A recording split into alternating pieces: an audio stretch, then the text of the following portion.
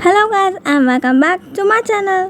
तो पहले के पार्ट में हम लोगों ने देखा था कि वैन चाओ वेओशान से परेशान हो चुका था क्योंकि वेओशान उसको अपने ख्यालों में भी परेशान करता रहता था।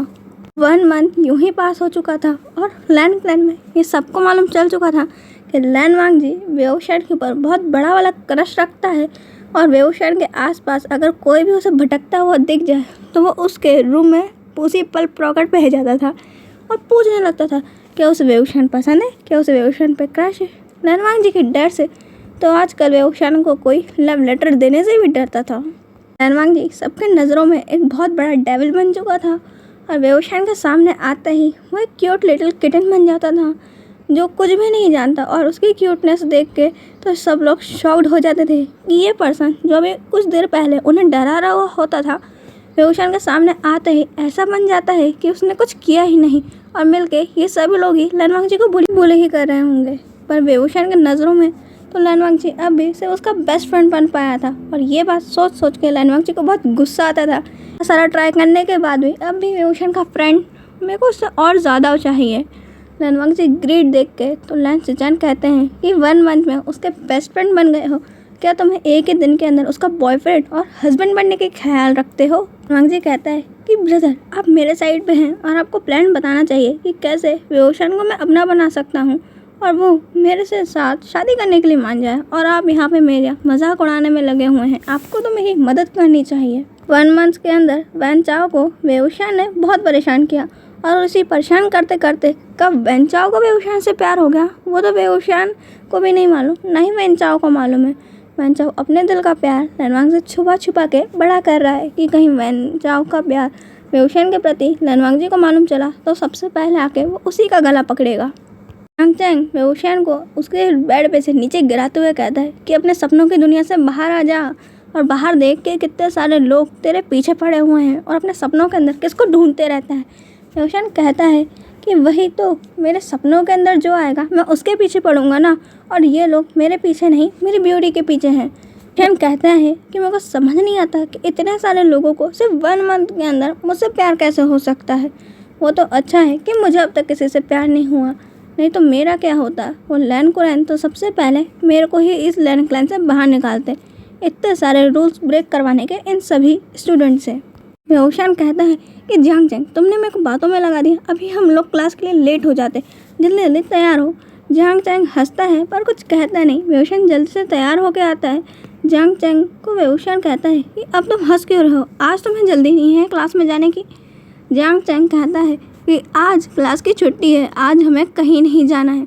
वेओशान कहता है तो इतनी जल्दी क्यों उठाया, थोड़ी देर और सोने देते। वेओशान की बातें सुनकर जियांग चैंग कहता है कि अब सोते ही रहोगे या फिर कुछ करोगे भी, चलो बाहर घूमने चलते हैं और कुछ मस्ती करते हैं। नेहोसन भी तैयार हो चुका है और मैं तो सिर्फ तुम्हें बुलाने आया था और तुम घोड़े गधे बेच के यहाँ सो रहे थे। वेओशान अपने टेलीपोर्टेशन मैजिक से वैन चाओ को भी वहाँ बुला लेता है। बेचारा अपने बेड पे सो रहा था और यहाँ टेलीपोर्ट होते ही ज़मीन पर धड़म से गिरता है।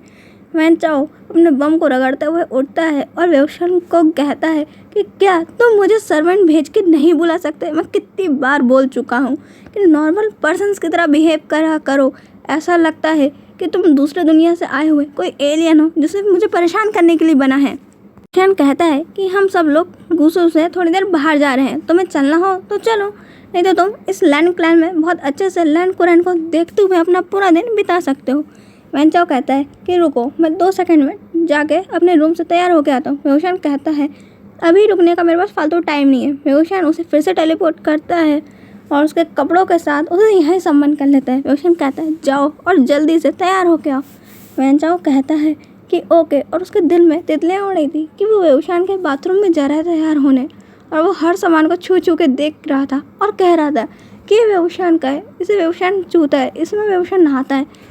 लैन वांग जी अगर यहाँ होता तो अभी तक वैन चाओ की अच्छी खासी धुनाई हो चुकी होती। वेओशान फिर बाहर रूम से आवाज़ लगाता है कि वैन चाओ तुम अंदर ही रहोगे तो हम लोग जाएं। वैन चाओ कहता है कि आ रहा हूँ, बस 2 मिनट। वैन चाओ का 2 मिनट आधा घंटा हो जाता है। वेओशान कहता है कि अब तुम उसी में रह लो, हम लोग जाते हैं।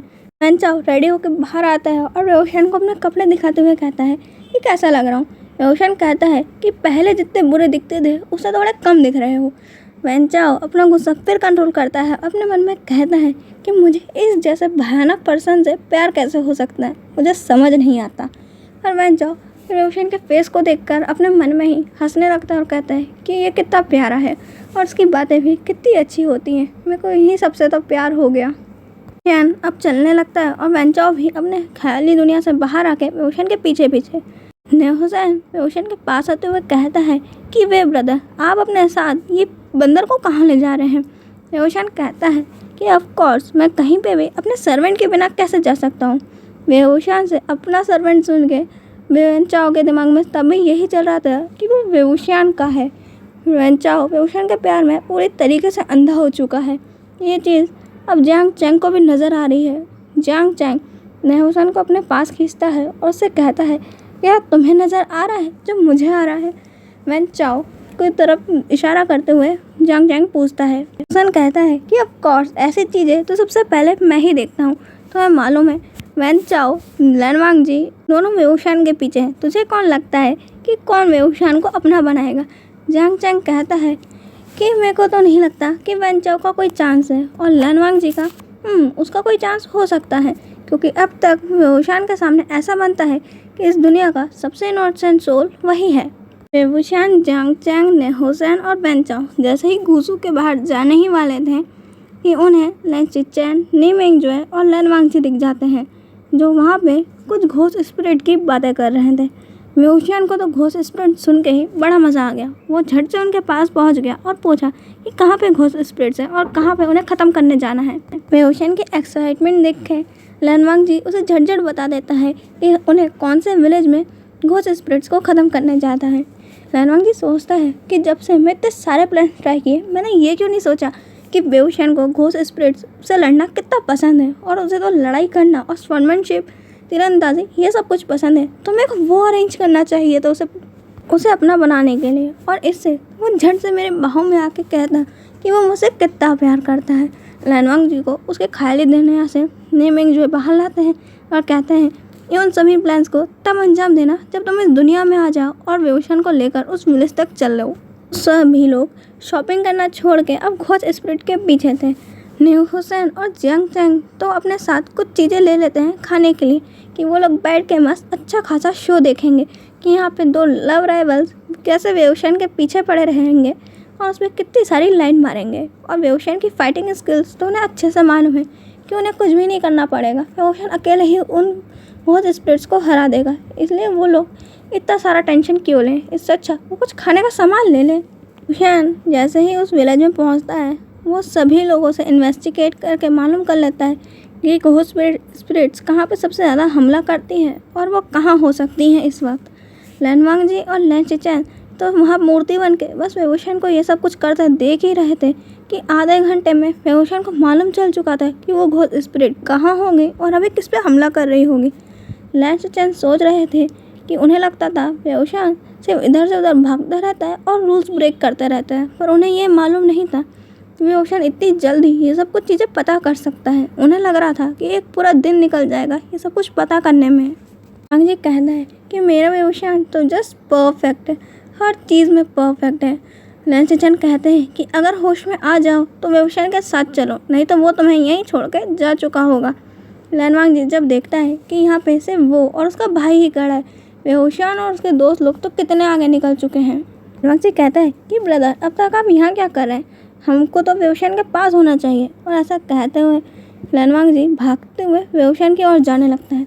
लैन चिचैन कहते हैं कि लैन क्लैन में भागना मना है। लैनवांग जी भी कहता है कि हम लैन क्लैन के बाहर है ब्रदर, हम रूल्स तोड़ सकते हैं और वैसे भी सारे रूल्स तोड़ने के लिए ही तो बनाए जाते हैं। चिचैन कहते हैं कि वेवशान के पीछे तुम पूरे वेवशान की तरह बनते जा रहे हो। मुझे तो ऐसा लगता है कि अगर तुम दोनों की शादी हो गई तो तुम लोग पूरे लैन क्लैन को तबाह कर दोगे अपनी हरकतों से ही। ये कहता है कि वो आप बातें करना बंद कीजिए और जल्दी से वेवशान के पास पहुंचिए। वो लोग वेवशान के पास पहुंचते हैं तो देखते हैं कि सब लोग एक जगह बस बैठ गए हैं और बातें कर रहे हैं और सामने वेवशान दो स्पिरिट घोस्ट से अकेले लड़ रहा है। लैनवांग जी कहता है कि बेचारा वेवशान अकेले लड़ रहा है और आप सब लोग उसकी हेल्प करने की जगह यहाँ बैठे हुए हैं। जियांग चैंग कहता है कि लैनवांग जी तुम भी यहाँ बैठ जाओ और देखो कि वेवशान क्या क्या कर सकता है, वो अकेले ही इन चिल्लू पिल्लू घोस्ट से तो लड़ ही लेगा। और इतने कमज़ोर घोस्ट तो वेवशान आराम से हरा दे। और लैनवांग जी देखते हैं कि यहाँ पे और भी घोस्ट आने लगते हैं और वो लोग बहुत पावरफुल थे। अब वहाँ पे 4-5 घोस्ट आ जाते हैं और वेवशान से लड़ने लगते हैं।